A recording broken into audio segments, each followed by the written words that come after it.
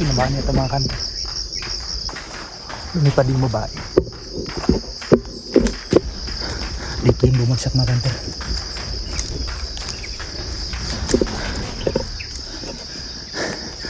Uy, ayun mga kanter oh.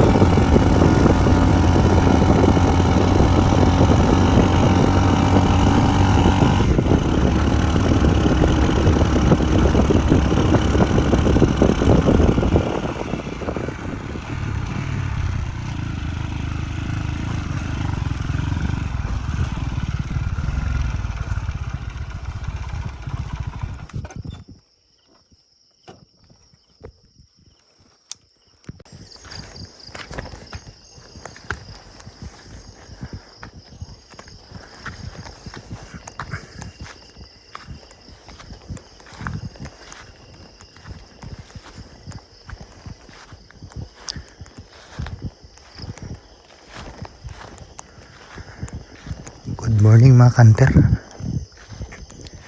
Ayan, hunting naman tayo ulit mga kanter. Paliya dito tayo sa spot. Malapit lang ito mga kanter. Malapit lang sa daan. Ano to? Taniman ng mga niyog, sakahan ng mga niyog dito mga kanter. Kasi may sinusundan tayo dito na labuyo. Mistiso talaga to mga kanter. Malaki, nakita ko to dati. Kaya lang sobrang ilap dahil titilaok siya. Hindi siya titilaok ng madilim pa mga kanter. Madalas tumitilaok siya pag sinundan ko dito. Ano na, 5:30 or 6 AM.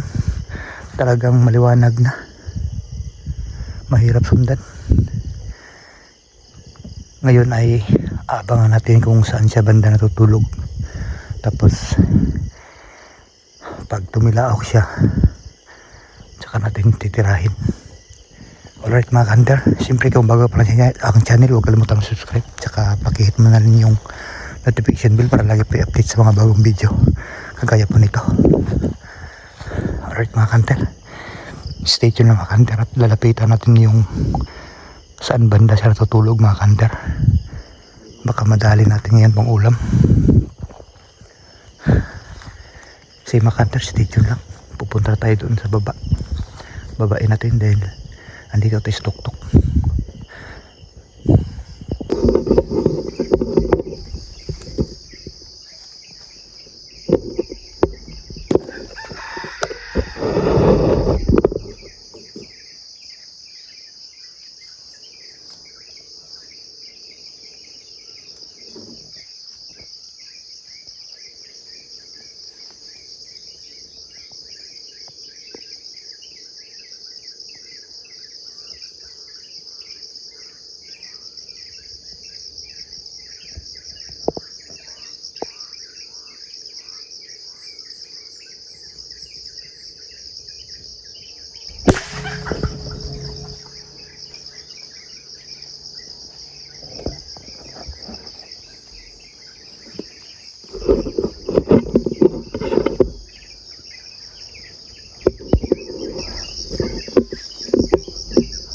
Haba niya ito mga kanter.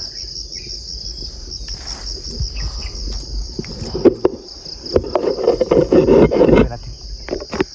Sayang. Lumipad yung babae.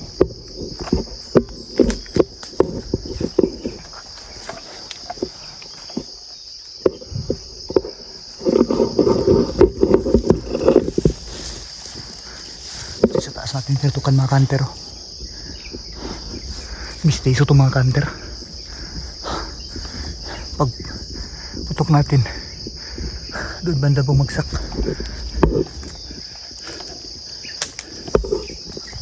Dito lang yun mga kanter.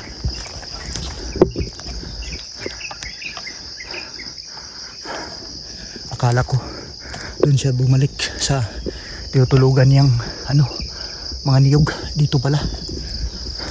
Dito yung bumagsak mga kanter.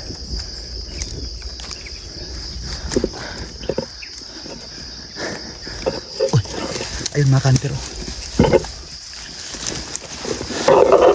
Ayun na.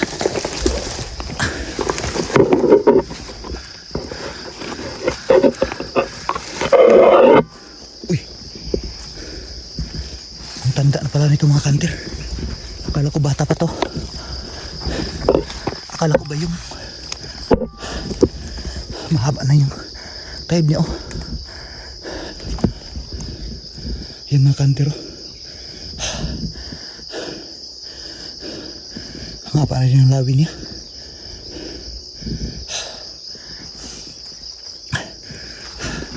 Yan mga kanter. Naka-jackpot ulit tayo. Ang laki mga kanter. Pulang basag.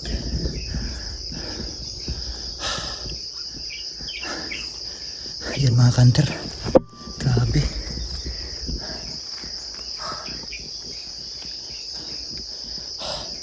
Akala ko talaga babalik siya sa niyog kasi yung madalas na yung dinadapuan dito.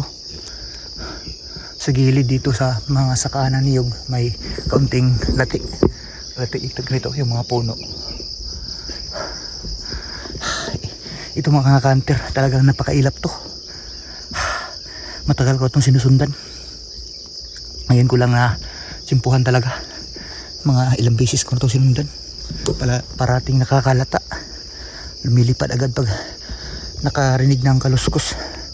Kaya ngayon, natsimpuhan na natin. Dali mga kanter. Ang laki mga kanter, ang taba. Akala ko talaga ba yung puto mga kanter o yung bata pa. Grabe. Matanda na pala mga kanter. Ang haba na yung tahid niya. Yan mga kanter. Patuloyin natin yung dugo niya mga kanter. Baka mangamoy. Alright mga kanter. Nakaakit na tayo sa taas. Bali, doon tayo galing kanina sa baba. May kaunting lati doon. Yung maliit na mga gubat, kaunting gubat. Bali, doon tayo kanina mga kanter. Kanina madaling araw. Doon tayo sa taas. Yan mga kanter. May tumilaok pa dito mga kanter.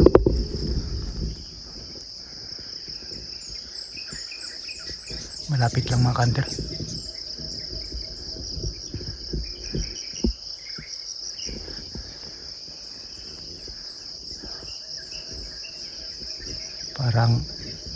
Parang bayaw yung tilaok niya pero hindi natin alam pag nadali natin. Matanda na pala. Kagaya ng nadali ko dito. Ayun mga kanter.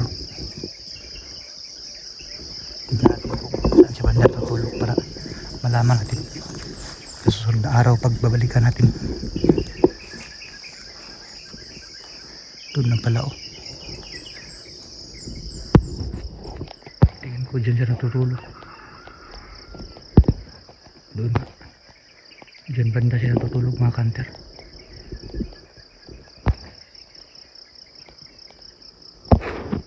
Babalikan natin yung susunod na araw mga kanter.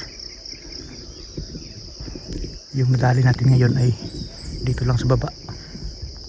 Kaya gaya na sabi ko kanina, doon tayo pumunta. Doon sa may taniman ng mga niyog. Ayun o, tilaok talaga ang tilaok. Kasi itong nadali natin na tandang, ano ito, doon madalas ko nakikita na natutulog, na dumadapo sa mga niyog, mga hindi masyadong mataas na niyog, maliliit lang niyog doon sa banda. Kaya doon natin pinuntahan. Hindi na tayo nagamit ng flashlight, wala nang ilaw-ilaw. Pumunta tayo sa kanyang dadapuan, tinapatan natin. Kaya lang pagka umaga mga kanter, tumilaok dito pala sa baba. Kaya ginapang natin, tinakbo natin agad. Hindi na tayo nakapag video pagtakbo natin. Buti na lang naputokan natin kaagad. Pero pagdating natin dito mga kanter, hindi na tumilaok kasi talagang mailap to mga kanter. Napansin niya kasi na parang may kalusko sa baba, hindi na tumilaok. Buti na lang hindi pa lumipad. Ito mga kanter, sa susunod na araw babalik natin to. Marami pa mga labuyo ito mga kanter. Doon sa kabila, doon. Marami din doon.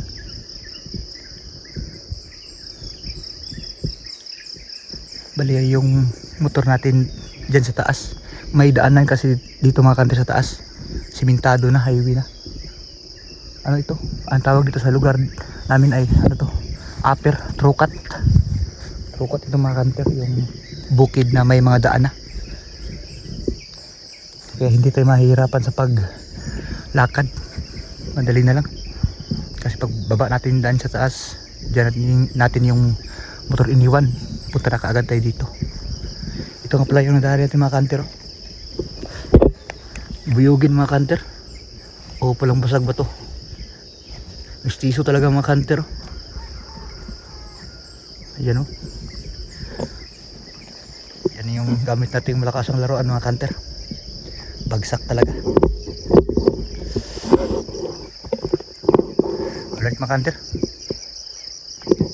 Siyempre kung nagustuhan mo yung mga hunting adventure kagaya pa nito, huwag kalimutan mag-subscribe. Tsaka pakihit mo rin yung notification bell para lagi pa-update sa mga bagong video kagaya po nito. Alright mga kanter. Salamat sa panonood mga kanter. Sa susunod mga kanter, dyan, babalik tayo sa susunod na linggo dyan. Tatargetin natin yung tilaok na yan.